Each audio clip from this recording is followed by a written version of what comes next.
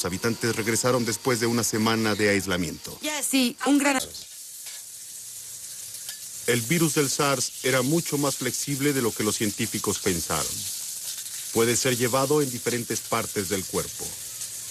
Con el brote en Amoy Gardens se confirmaron los peores temores de los científicos.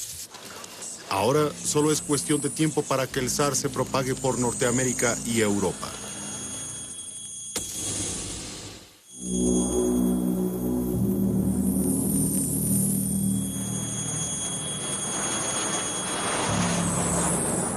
Con los modernos viajes por avión, el SARS se extiende por todo el mundo a una velocidad increíble. Antes de que el SARS brotara en Hong Kong, los viajeros iban y venían con normalidad.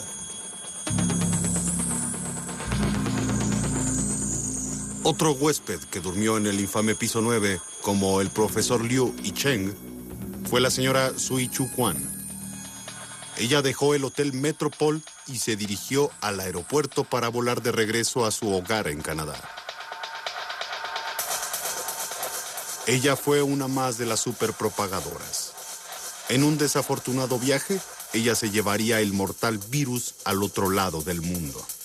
En el aeropuerto de Toronto, se encontró con su hijo y lo abrazó, convirtiéndose en un abrazo mortal. Su salud se deterioró rápidamente y murió a los 10 días de haber llegado a Canadá.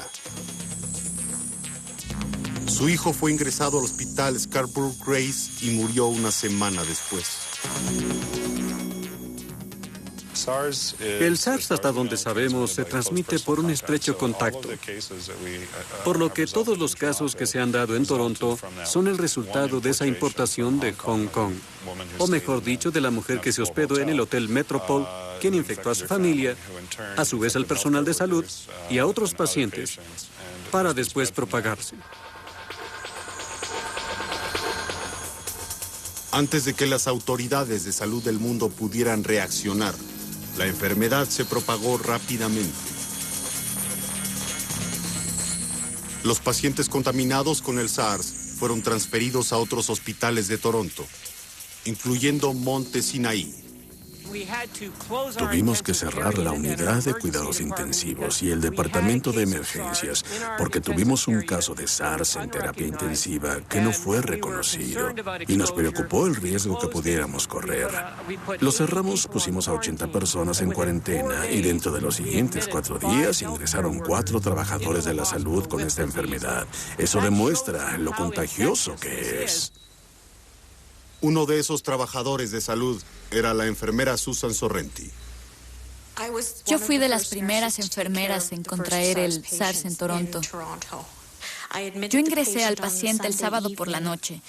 Se suponía que debía reportarme a trabajar el miércoles, pero me llamaron y me dijeron, sentimos mucho informarte, pero estuviste en contacto con un enfermo de SARS y ahora quedas bajo cuarentena. En menos de una semana después del contacto con el paciente del SARS, Susan comenzó con los síntomas.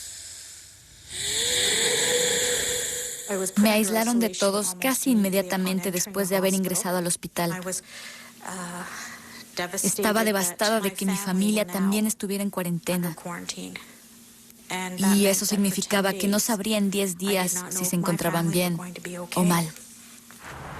Psicológicamente no solo es increíblemente difícil para los pacientes el aislamiento, especialmente aquellos pacientes que les enferma estar aislados, que no pueden ver a sus familias, pero psicológicamente esto es aún más difícil con los trabajadores de la salud. Inicialmente te da fiebre, lo que me pasó a mí. La fiebre se transformó en escalofrío y la temperatura llegó a más de 39. Eso es peligroso. Estaba asustada.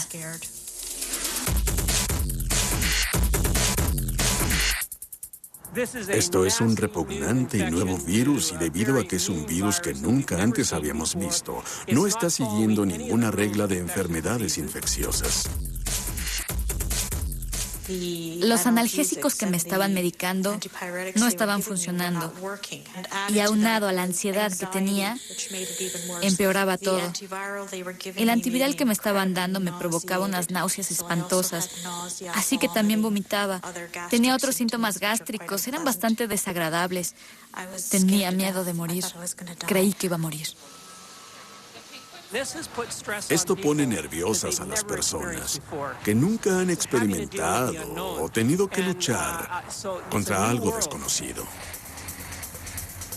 Para hacer frente a este nuevo mundo, las autoridades de salud de la capital de Canadá, Ottawa, se pusieron en acción.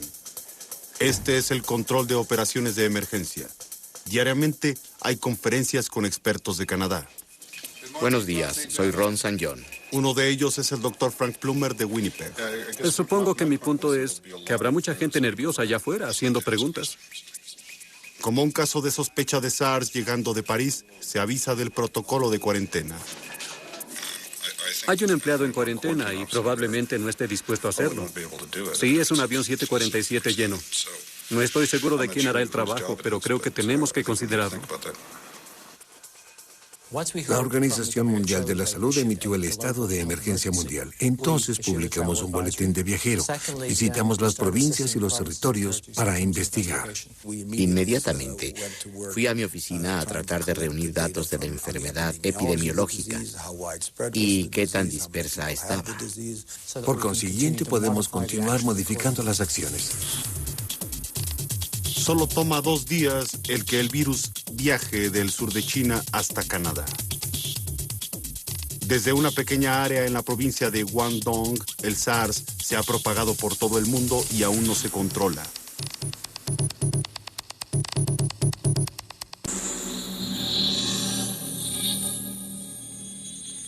Por el contrario, las estrictas acciones han prevenido su propagación por todo el país.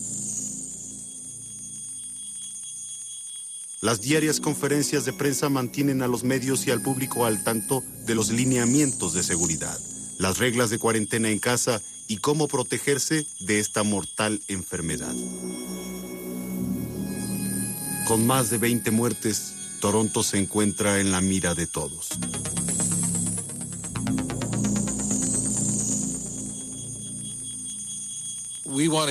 Hoy queremos dar un claro mensaje. ¿Por qué aún estamos preocupados de que estamos en una muy crítica situación? Si alguien es aislado, debe permanecer aislado. Y esto es por 10 días. Esto quiere decir usar cubrebocas cuando estén con otras personas. Si alguien tiene alguno de los síntomas mostrados en el cartel de este lado, no debe salir a la calle, no debe ir a trabajar, ni debe ir a la iglesia, no debe ver amigos ni familiares este fin de semana. Con respecto al asunto de la cuarentena, existen leyes públicas de salud en Canadá que datan de años atrás y que imponen cuarentena. La cuarentena debe ser entendida como un mandato imponiendo el aislamiento de la persona. Así la enfermedad no podrá propagarse. La policía canadiense tiene el poder de detener a los viajeros que provengan del extranjero y de los que se crea sean portadores del SARS y de imponer cuarentena en su domicilio particular. Tenemos gente en Toronto que por alguna razón no cumplió con los requerimientos de permanecer aislados por su propia cuenta, por lo que se están tomando medidas bajo las leyes de Ontario. Las medidas más comunes en la ley de Ontario o la ley federal son para servir a aquella persona con un documento que indique que alguien debe ser detenido y, si es necesario, hacer uso de la fuerza pública.